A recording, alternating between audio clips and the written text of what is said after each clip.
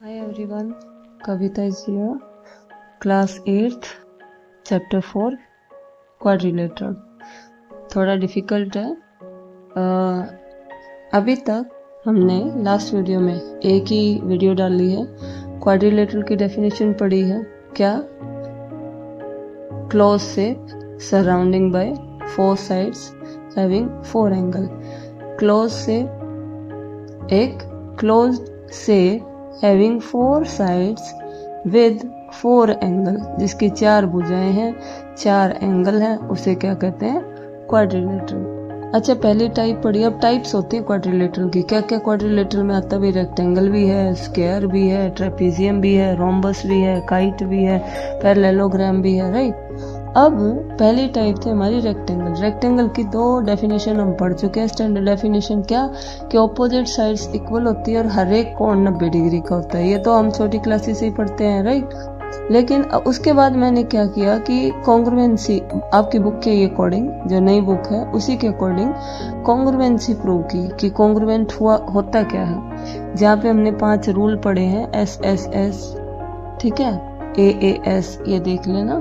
तो हमने congruent prove किया। वो क्यों किया है वो यहाँ पे यूज है, क्योंकि डेफिनेशन सिर्फ इतने तक ही सीमित नहीं है रेक्टेंगल की।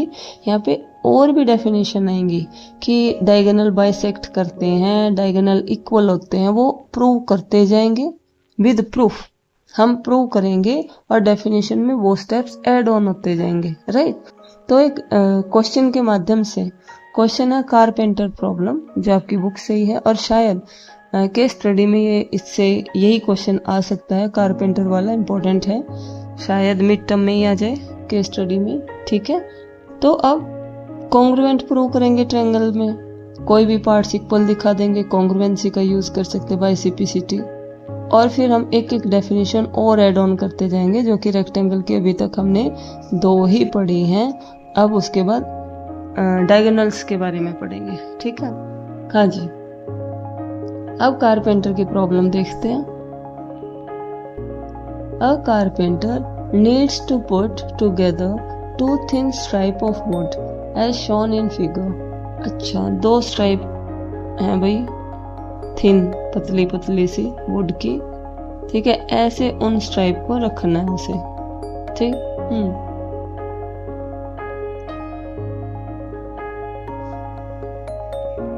ठीक है। अब हमें नहीं पता ना, आगे देखते हैं कि रेक्टेंगल है, स्क्वायर, अभी तो पढ़ेंगे। So that when a thread is passed through their end point, अच्छा, इसके एंड पॉइंट से थ्रेड को पास किया गया है, it form a rectangle. Okay, अब इसने क्लियर किया ना कि जब थ्रेड को इनके कोनों से बांधते हैं, पास करते हैं, तो ये क्या फॉर्म करता है? रेक्टेंगल। जबकि मेरा तो ये क्या दिख रहा है? स्क्वायर दिख रहा है, ठीक है। तो हम थोड़ा सा बड़ी फिगर बनाएंगे यो, जो कि रेक्टेंगल दिखे। ये अभी रेक्टेंगल, और ये हमारी स्ट्राइप है, ये जो डार्क है ये स्ट्राइप है वुड की, ठीक है। ये हो गया रेक्टेंगल, नाम दे देंगे ABCD, राइट। अब C already has 8 centimetre long stripe. Okay, अच्छा, उसके पास जो एक ये जो स्ट्राइप है ना, इसकी लेंथ कितनी है? 8 सेंटीमीटर, ठीक है। एक स्ट्राइप की लेंथ कितनी है? 8 centimetre.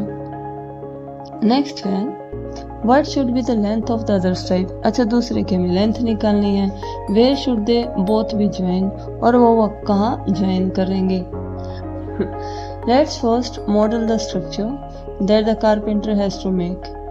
The stripe can be, okay, ठीक है। अब निकालना क्या है? जो फर्स्ट पार्ट है वो है what is the length of other diagonal.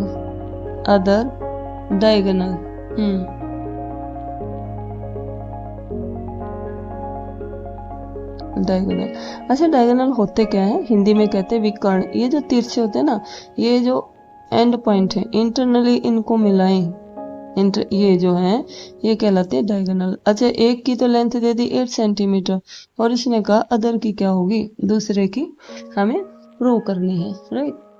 Okay, हम क्या करते हैं, 2 ट्रायंगल उठाएंगे यहाँ से। एक तो उठाऊंगी मैं ये वाली, ये ठीक है, यहाँ अलग से ड्रॉ कर लेते हैं। ये है सी और ये है ए और ये है डी। और एक उठाएंगे ये वाली,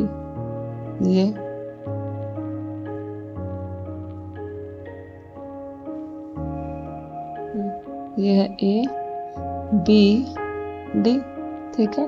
अब इनमें हम देखेंगे भी क्या कॉमन हो सकता है, मतलब क्या क्या इक्वल हो सकता है। इक्वल देखेंगे। पहली चीज ये देखो, ए बी और यहाँ से सी डी, ए बी और C D. By definition 2 definition तो यूज हो चुकी ना हमारी रेक्टेंगल की, क्या कि ऑपोजिट साइड्स इक्वल है और ईच एंगल कितने डिग्री का है, 90 डिग्री का, ठीक है। तो सबसे पहली चीज A B is equal to C D, A B is equal to C D. Opposite sides of rectangle, ठीक है। ये क्या है, ऑपोजिट साइड है। अब ये एंगल पूरा कितने डिग्री का है, 90 डिग्री का। और जब ये वाली ट्रायंगल लेते हैं, ये वाला एंगल कितने डिग्री का है, 90 डिग्री का, ठीक है। तो हम इसे लिखेंगे एंगल ए नहीं लिख सकते पूरा ना, पूरा डी की angle A is equal to angle D यहाँ पे, क्योंकि ये हाफ ट्रायंगल ले रहे हैं ना, तो उस हिसाब से हमें एंगल लेना पड़ेगा। क्यों, क्योंकि ए हमारा यहाँ पे भी है और यहाँ पे भी है। अगर आपने ए 90 डिग्री लिखा तो यहाँ पे तो ए 90 डिग्री नहीं है ना, तो हमें ये देखना है ये ए किस किस से मिलके बना है। और ये मैंने पहले भी एक्सप्लेन किया है कि 2 पॉइंट से हमारी साइड बनती है और एंगल हमारा 3 पॉइंट से या तो सिंगल से शो होता है, ठीक है। अब यहाँ पे एंगल ए को हम शो करेंगे बी ए डी, ए बीच में आना चाहिए, चाहे तो आप डी ए बी पढ़े चाहे बी ए डी। तो angle B A D is equal to, अब यहाँ से देखेंगे क्या आएगा, ए डी सी या C D A. Angle A D C क्या है भाई, ईच ऑफ 90 डिग्री। हर एक कोण कितने डिग्री का है, 90 डिग्री। ईच ऑफ ना लिखे बेटा, सिर्फ 90 डिग्री लिख दे, छोटी क्लासेस है। हाँ, एक और चीज, अगर आपकी स्पेलिंग मिस्टेक हो जाती है, language doesn't matter in maths, right. तुम हिंदी में लिखो, किसी भी लैंग्वेज में लिखो जिसमें कंफर्टेबल हो, बस अपनी चीज को पुट करना आना चाहिए कि हम क्या प्रूव कर रहे हैं, कैसे कर रहे हैं, राइट। नेक्स्ट है, इनको याद मत करना please, opposite side of rectangle या ईच ऑफ 90, ईच ऑफ मत लिखो, 90 डिग्री लिख दो, अंडरस्टूड है, राइट। ओके, नेक्स्ट आ जाएगा आपका, कोई साइड कॉमन दिख रही है, AD AD, तो ये हमारी आई AD is equal to AD। क्या लिखेंगे इसे, कॉमन साइड, कॉमन साइड। तो कहने का मतलब जब 2 ट्रायंगल को कॉन्ग्रुएंट दिखाना होता है तो हमारी कोई 3 चीजें इक्वल दिख जाए, बस कोई भी 3। एक तो कॉमन ही होगी, दूसरा क्योंकि रेक्टेंगल की ऑपोजिट साइड्स इक्वल होती हैं, तीसरा क्योंकि 90 डिग्री, ईच एंगल 90 डिग्री का होता है रेक्टेंगल में, ठीक है। तीनों चीज हो गई हैं, ठीक। इसका मतलब हमारी ये जो ट्रायंगल है ADC, ये वाली जो ट्रायंगल है ADC और ADB दोनों क्या गई हैं, कॉन्ग्रुएंट। ट्रायंगल ADC कॉन्ग्रुएंट है ट्रायंगल ABC के, ठीक है। हाँ, अब लगाएंगे क्या, कौन सा मेथड लगाया भाई, 2 तो हमारी साइड हो गई, ये और बीच में हमारा क्या है, एंगल है। ऐसे ये साइड थी हमारी, ये थी, और बीच में क्या है, एंगल, यानी कि by SAS side angle side, by SAS दोनों ट्रायंगल क्या आ गई है, कॉन्ग्रुएंट। अब कॉन्ग्रुएंट आ गई हैं तो इसके बाकी पार्ट्स को भी हम इक्वल लिख सकते हैं।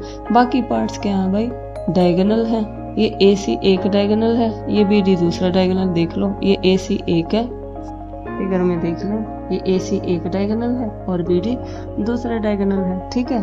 तो हम इन दोनों को इक्वल लिख सकते हैं, इसीलिए मैंने ऐसी ही ट्रायंगल उठाई, दोनों में हमारे डायगोनल आ जाए, इसमें BD आ गया और इसमें हमारा AC आ गया, ठीक है।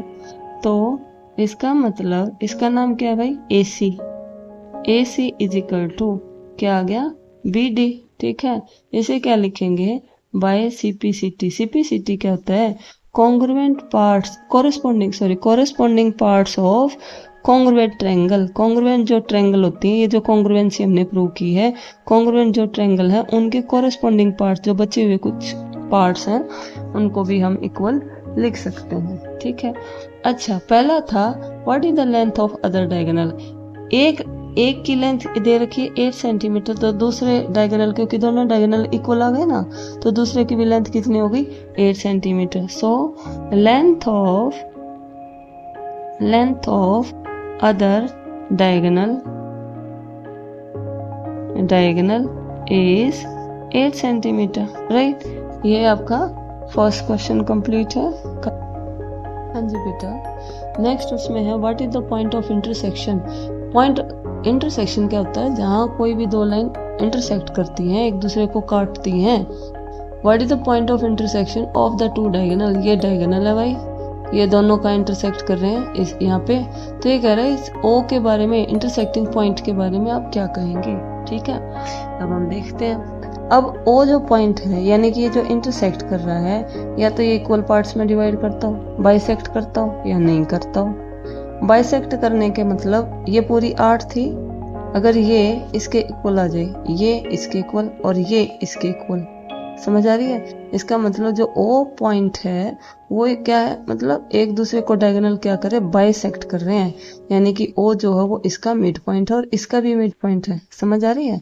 यानी कि अगर इनको इसके इक्वल, इसको इसके इक्वल दिखा देंगे, तो ये डायगोनल जो हैं वो एक दूसरे को बाइसेक्ट कर रहे हैं, दो इक्वल पार्ट्स में डिवाइड कर रहे हैं। ठीक है, ये कह सकते हैं।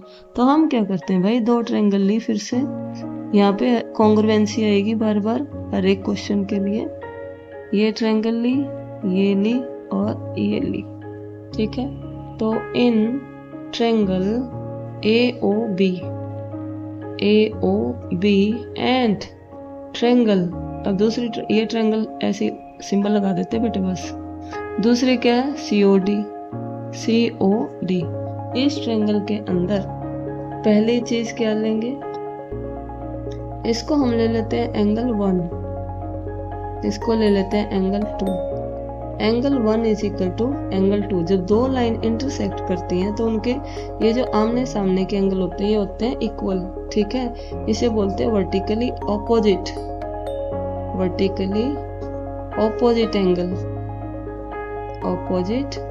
Angle, right. हाँ जी, अब नेक्स्ट है, इसको ले लेते हैं एंगल 3, 1 हो गया, 2 हो गया, 3, और इसको ले लेते हैं 4 ले लेते हैं, 4, इसको ले लेते हैं 5 और इसको ले लेते हैं 6। ठीक है, अब जो एंगल 3 है, एंगल 3 वो किसके इक्वल होगा, एंगल 5 के। Angle 3 is equal to angle 5 के। ये आप पढ़ चुके होंगे कि जब Z बनता हो ऐसे या फिर उस साइड फेस हो, तो ये एंगल किसके इक्वल होगा, इसके इक्वल। ठीक है, दो पैरेलल लाइंस के बीच में। अब यहाँ देखें, इसको थोड़ा सा मैं घुमा रही हूँ। इस फिगर को देखे बेटा, ये हमारा Z बन रहा है। आप कोई भी एक पेयर ले सकते हैं। एंगल 3 किसके इक्वल हो गया, एंगल 5 के। ऐसे एंगल 4 किसके इक्वल हो गया, एंगल 6 के। ठीक है, तो angle 3 is equal to angle 5। क्या लिख सकते हैं भाई, ऑल्टरनेट, इसे बोलते हैं ऑल्टरनेट, ये 7th क्लास में पढ़े होंगे। Alternate interior angle.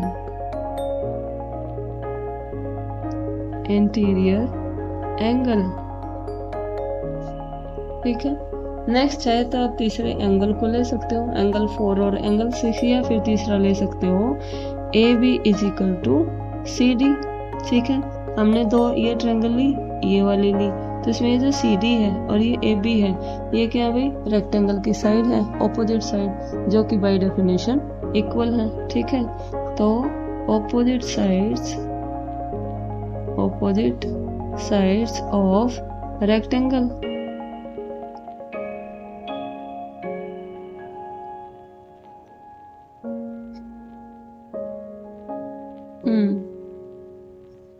Rectangle. Okay, अब यहाँ पे हमारे दो एंगल हैं और एक साइड है। एक तो ये एंगल है, एक ये एंगल है, और ये साइड देखो अलग से है। अगर साइड दो एंगल के बीच में होती, ये वाली साइड इक्वल प्रूव कर, ये वाली साइड अगर हम लिख रहे होते तो हमारा हो जाता, साइड को बीच में ले लेते ए एस से। लेकिन यहाँ पे दो एंगल एक तरफ है और साइड एक तरफ है, तो आप क्या लिखेंगे, by A S, angle side, ठीक है। ट्रायंगल ए ओ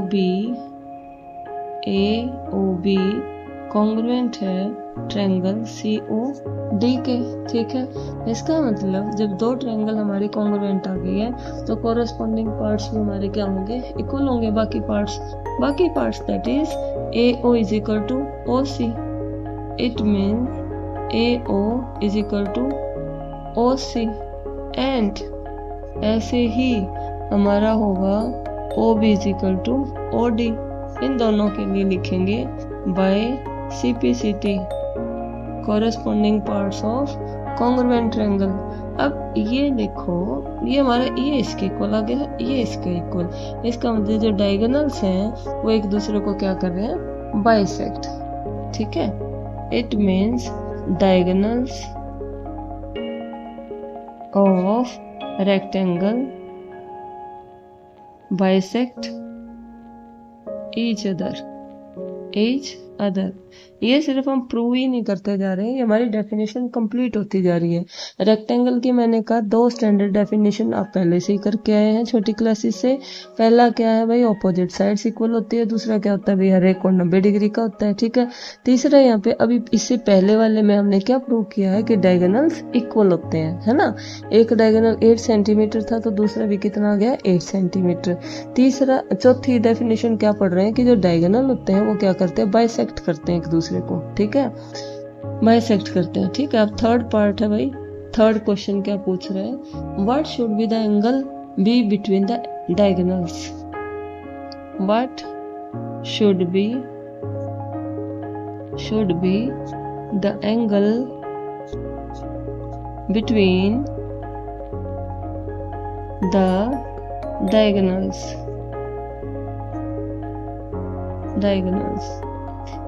इसका आंसर आएगा एनी एंगल, कोई भी एंगल हो सकता है भाई। इसने पूछा डायगोनल्स के बीच वाला कोण क्या होगा, ये डायगोनल है भाई, डायगोनल के इस यहाँ बीच है, इन दोनों के बीच कितने डिग्री का एंगल होगा, ये कितना भी हो सकता है, तो एनी एंगल। फॉर एग्जाम्पल अभी क्वेश्चन ये देगा, उसके हिसाब से अभी करेंगे, ठीक है। अब देखते हैं एनी एंगल क्यों आया, अभी क्वेश्चन करके देखते हैं। हाँ जी, अब मान लो यहाँ पे एक कोण दे दिया इसने 40 डिग्री का। अब इसने कहा है कि कौन सा एंगल हो सकता है डायगोनल के बीच में, तो हम कई एक दो लेके दिखाएंगे। एक बार तो इनके बीच में हमने दोनों डायगोनल के बीच में 40 डिग्री का लेके देख लिया, ठीक है। एक बार और कोई 60 डिग्री या जो ये बुक में एग्जाम्पल दिए होंगे वो लेके देखेंगे, ठीक है। तो हमने ये 40 डिग्री का लेके देख लिया भाई। अगर ये 40 है तो ये पूरा लीनियर पेयर हो गया भाई। एक लाइन पर बने कोणों का योग कितना होता है, 180। ये 180 हो गया, 180 में से 40 लेस कर दोगे तो ये कितना हुआ भाई, 140, ठीक है। अब ये 40 है तो ये ऑपोजिट वाला भी क्या आएगा, 40, और ये 140 है तो ये भी क्या हो जाएगा, 140, ठीक है। अब देखते हैं, पहले ये वाले ट्रायंगल आ जाते हैं। एक ट्रायंगल के एंगल्स का सम, एंगल सम प्रॉपर्टी क्या कहती है कि एंगल त्रिभुज के तीनों कोणों का योग क्या होता है, 180। ये 40 है, ये साइड इसके इक्वल है। ये भी शायद छोटी क्लासेस में पढ़ा हो कि जब ऑपोजिट साइड्स इक्वल होती हैं तो ऑपोजिट एंगल भी इक्वल होंगे। अब टोटल 180 होता है भाई, 180 में से 40 माइनस कर दोगे, कितना बचा, 140। 140 को दो इक्वल पार्ट्स में डिवाइड करोगे तो ये कितना आ गया भाई, 70 डिग्री, और ये भी कितना आ गया, 70 डिग्री, ठीक है। अब चाहे इसको भी ऐसे कर सकते हो, चाहे ऐसे कर लो भाई। पूरा 90 डिग्री का होता है रेक्टेंगल का, 70 गया, कितना बचा भैया, 20। ऐसे ये भाई पूरा 90 का होता है, 70 गया, कितना बचा, 20, ठीक है। सेम उसमें ऊपर वाली ट्रायंगल ले ले, क्योंकि दो साइड्स इक्वल हैं तो ये अपोजिट एंगल क्या होंगे, इक्वल होंगे। ये 40 डिग्री का है, ट्रायंगल के एंगल का सम होता है 180, 180 में से 140 माइनस करेंगे, कितना बचा 140, यहाँ की 70 ये हुआ, 70 ये हुआ। फिर से भाई ये 90 डिग्री का है, 70 माइनस हुआ, ये 20 बचा, और ये भी क्या बचा 20। ये सारे कौन हो सकते हैं। कहने का मतलब अगर कोई ऐसा जा रहा भाई 180 से ज्यादा है या कोई कंडीशन सेटिस्फाई नहीं हो रही, तब तो हम रुक जाते। अब जैसे हमने 40 लिया भाई, सारे हमारे ठीक एंगल निकल रहे हैं। अब ये कहता है कि देखते हैं भाई 60 लेके देखते हैं क्या होता है। तो 60 लेके देख लेते हैं। हमने बोल तो दिया कि कोई भी एंगल हो सकता है, देखे तो लेके।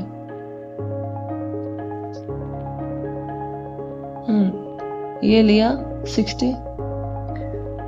फिर से भाई ये हमारा क्या है, लीनियर पेयर। ये एक लाइन पे बने कोणों का योग कितना होता है 180। ये पूरा हमारा हो गया 180। 180 में से 60 माइनस किया, कितना बचा 120 डिग्री, ठीक है। ऐसे ही ये वाला इसके सामने वाला कितना हो गया 120 वर्टिकल ऑपोजिट। ये 60 है तो ये वाला कितना हो गया भाई 60 वर्टिकल ऑपोजिट, क्योंकि ये साइड डायगोनल हम क्या प्रूव कर चुके हैं, बाइसेक्ट कर रहे हैं। बाइसेक्ट मतलब ये इसके इक्वल है, ठीक है। अब जब ये दो इक्वल हैं तो आपसी ये जो सामने एंगल होंगे ये भी क्या होंगे, इक्वल होंगे। अगर ये 60 डिग्री है, हाँ जी, अगर ये 60 है तो ट्रायंगल के एंगल का सम 180। 180 में से 60 माइनस करोगे, कितना बचा भाई 120। 120 को दो इक्वल पार्ट्स में डिवाइड कर दोगे, यानी कि 60 इधर हुआ, 60 इधर हुआ। अब अगेन ये 90 डिग्री का है, 90 में से 60 माइनस करोगे, 30 इधर हुआ, 30 इधर हुआ, ठीक है। फिर से भाई ये 60 है, अगेन ये 120 को दो इक्वल पार्ट्स में डिवाइड करेंगे, 60 ये हुआ, 60 ये हुआ, फिर से 30 ये हुआ, 30 ये हुआ, क्योंकि पूरा क्या है 90 है, ठीक है।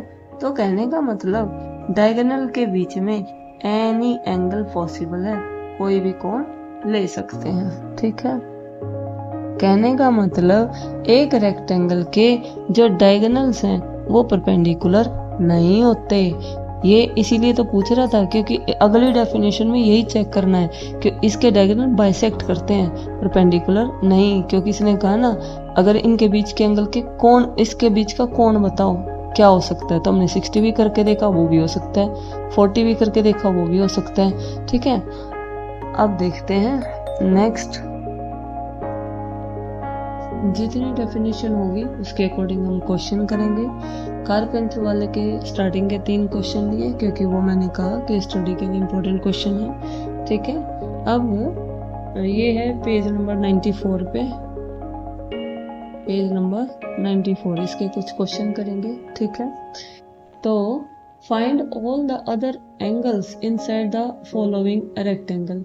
2 रेक्टेंगल दी हुई है और सारे के सारे हमें एंगल फाइंड आउट करने हैं, ठीक है।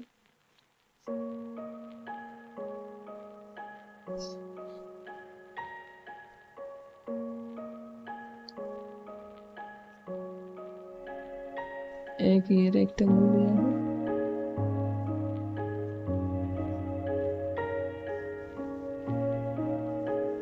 एक ये रेक्टेंगल दिया है, ये एंगल है 110, ये इसके इक्वल है, ये इसके इक्वल है, और यहाँ पे है ये 30 डिग्री, 30 डिग्री, ये इक्वल है, ये इक्वल है, ठीक है। तो यहाँ पे हमें बाकी के एंगल निकालने हैं भाई, ठीक है। तो यहाँ पे जरूरी नहीं है कि हर एक का आप रीजन लिखें और पूरा प्रॉपर सॉल्व करके देखें, नहीं।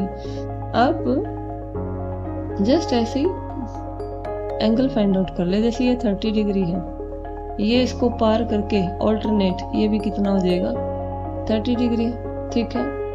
हाँ जी, नेक्स्ट ये ट्रायंगल के एंगल का सम कितना होगा 180। दूसरी चीज, जब ऑपोजिट साइड्स इक्वल होती है तो ऑपोजिट एंगल भी क्या होंगे, इक्वल होंगे। तो ये भी कितना हुआ भाई 30 डिग्री। एक ट्रायंगल के एंगल का सम कितना होता है 180।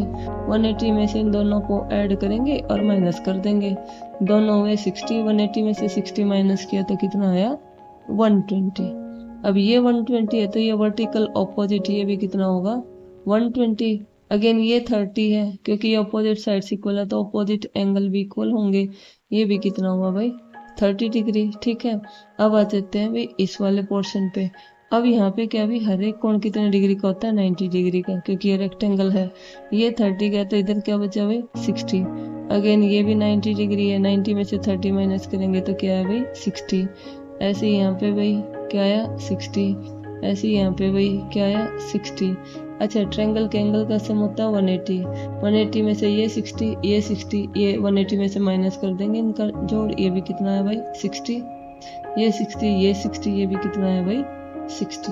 ठीक है, तो ऐसे हम एंगल निकाल सकते हैं। अभी छोटे बच्चे हैं, रीजन नहीं भी देंगे तो भी चल जाते हैं। ठीक है, आगे अब यहाँ पे आते हैं। ये 110 है, वर्टिकल ऑपोजिट कितना है ये 110। ठीक है, हाँ जी, ये पूरा लीनियर पेयर है 180 डिग्री। 180 में से 110 माइनस किया है कितना बचा भाई 70 डिग्री।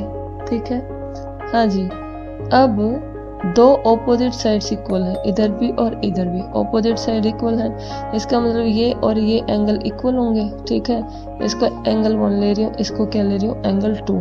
इनके एंगल का सम यानी कि angle 1 plus angle 2 plus 110 is equal to क्या है भाई 180 डिग्री। एंगल 1 प्लस एंगल 2 की जगह वापस क्या लिख देंगे एंगल 1, क्योंकि दोनों के दोनों क्या है इक्वल है। Angle 1 is equal to angle 2, किसी एक को हटा के दूसरों को लिख सकते हैं, यानी कि 2 को हटाया, 2 की जगह क्या लिख दिया हमने angle 1 is equal to 180 minus 110 minus किया कितना है अभी 70 डिग्री। इसको कर दे भाई डबल, क्योंकि 2 टाइम है एंगल ऑफ 1। एंगल 1 आ गया भाई 70 अपॉन में 2 दैट इज कितना आया 35 डिग्री। ठीक है, तो ये हमारा आ गया है 35 डिग्री। कौन सा एंगल 1 एंड एंगल 2, तो ये भी 35, ये भी 35, ये भाई देखो ये 35 है ऑल्टरनेट, ये पार करके ये भी कितना आया 35। अगेन ये 35 है भाई, ये भी पार करके ये भी कितना आया 35। अगेन पूरा कितना भाई 90 डिग्री। 90 में से 35 माइनस करना, ये बचा 55। ठीक है, तो ये आया 55। ऐसे ही ये 90 है, ये क्या बचा 55। 90 है तो 55, 90 है तो 55। ठीक है, अब यहाँ देखें ये 70 था तो वर्टिकली ऑपोजिट ये भी कितना आ जाएगा 70। तो कुल मिलाकर या तो यहाँ पे ऑल्टरनेट या फिर वर्टिकल ऑपोजिट एंगल का फार्मूला लगाएंगे और निकाल लेंगे। नेक्स्ट क्वेश्चन है, ये आ सकते हैं भाई फर्स्ट वाला भी जिसमें रिमेनिंग एंगल हमें फाइंड आउट करना था, और सेकंड वाला भी। Draw a quadrilateral whose diagonals have equal length 8 centimetre. ये कहता है क्वाड्रिलेटरल ड्रॉ करो जिसके जो डायगोनल्स हैं दोनों उनकी इक्वल लेंथ है, यानी कि दोनों 8 है, दैट बाइसेक्ट ईच अदर, और एक दूसरे को बाइसेक्ट कर रहे हैं एट 30 डिग्री। ठीक है, तो सबसे पहले हमने क्या करना, स्केल लेना है। स्केल लेके 8 सेंटीमीटर लंबी लाइन लेंगे, 8 सेंटीमीटर। ठीक है, फिर इसका बाइसेक्ट करेंगे। ये मान लो A है, ये B है। बाइसेक्ट क्या होता है, अब वो लेंगे कंपास प्रकार, उसमें पेंसिल डालेंगे, हाफ से ज्यादा खोल के ऊपर चाप नीचे चाप, ऐसे यहाँ से हाफ से ज्यादा खोल के ऊपर चाप नीचे चाप। ठीक है, तो ये आ जाएगा शायद। ठीक है, ये हमने क्या किया, एक 8 सेंटीमीटर डायगोनल लिया। मतलब अब जरूरी नहीं है कि वैसे ही फिगर माइंड में रखें कि डायगोनल सिर्फ ऐसे ही होता है, डायगोनल को हम नीचे भी ऐसे ले सकते हैं। ठीक है, बेस में जो काइट होता है ना, काइट में ऐसे ही डायगोनल होता है, ये इस तरह के, राइट। हाँ जी, तो हमने क्या किया, 8 सेंटीमीटर की एक लाइन ली, उसको बाइसेक्ट किया। बाइसेक्ट मतलब कंपास आधे से ज्यादा खोल के ऊपर चाप नीचे चाप देने इधर उधर, राइट। अब एक और डायगोनल है जिसकी लेंथ अगेन क्या है 8 सेंटीमीटर है, बाइसेक्ट कर रहा है, और कितना है that bisect each other at 30 degree, और जो ये बाइसेक्ट कर रहा है यहाँ पे कितने डिग्री का एंगल बना रहे हैं 30 डिग्री। आप वो होता है क्या बोलते हैं उसे डी को यहाँ रखेंगे तो 30 डिग्री इधर जाएगा और कोई बड़ा एंगल है तो उधर जाएगा, ठीक है। तो ये 30 डिग्री मान लिया हमने बना रहे 30 डिग्री, ठीक है। इसी को आप इधर ले आएंगे, ठीक है। अब बाइसेक्ट कर रहा है ना, बाइसेक्ट कर रहे हैं यानी कि 4 ऊपर होगा 4 नीचे, जैसे 4 इधर है 4 इधर है, तो 4 सेंटीमीटर लेंगे, कट कर देंगे ऐसे इधर, एक कट किया इस पॉइंट से इसको और इसको मिलाएंगे, तिरछा मिल गया। अब बी को इसके साथ और इसको इसके साथ, ठीक है। तो ये हम कंस्ट्रक्ट कर सकते हैं। कंस्ट्रक्शन के पॉइंट्स लिखने की जरूरत नहीं है, take a line A B 8 centimetre, then ये करने की जरूरत नहीं है, ठीक है। नेक्स्ट क्वेश्चन है question number 3। Question number 3, consider a circle with centre O। अच्छा जी, ये कहता है एक सर्कल कंसीडर करो, कर दिया भाई, विद सेंटर O, ये O सेंटर है। नेक्स्ट है line segment PL and AM are two perpendicular diameters to the circle. अब डायमीटर क्या होता है, ये जो सेंटर पॉइंट है ना, इससे पार होने वाली जो सबसे बड़ी लाइन है वो डायमीटर है। ये कहते हैं 2 डायमीटर हैं और वो क्या है PL and AM are two perpendicular diameters of the circle. हाँ जी, ये डायमीटर है, ये रेडियस होगी भाई हाफ और पूरा डायमीटर, ऐसे ये हाफ रेडियस है पूरा, क्योंकि क्या दिया है PL नाम ले रहे हैं इसका हम PL और दूसरे का हम ले रहे हैं AM। ये कहता है PL and AM are two perpendicular, एक दूसरे पे क्या है ये परपेंडिकुलर है, यानी कि 90 डिग्री का एंगल बनाते हैं, ठीक है। What is the figure APML। अच्छा इनको मिलाना है भाई, APML,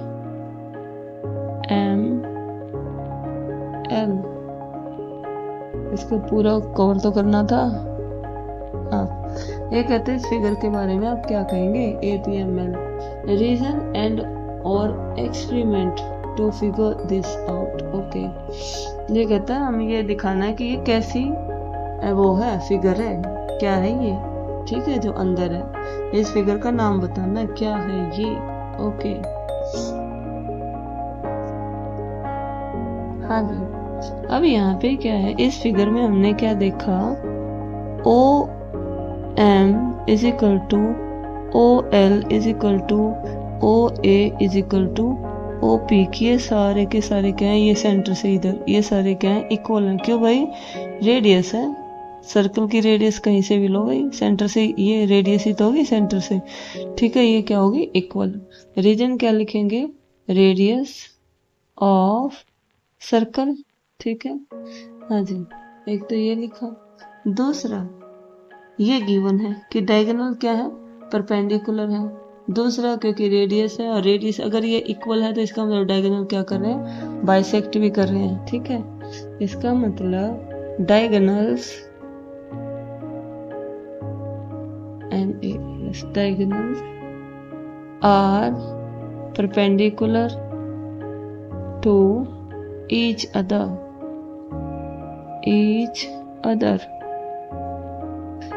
क्योंकि दिया था ना कि परपेंडिकुलर, ये तो गिवन स्टेटमेंट में ही है कि ये क्या है परपेंडिकुलर है। अच्छा, परपेंडिकुलर और दूसरा यहाँ से क्या गया, ये इक्वल आ गई ना, तो इसका मतलब बाइसेक्ट कर रहे हैं, ठीक है। Perpendicular to each other, also they bisect each other,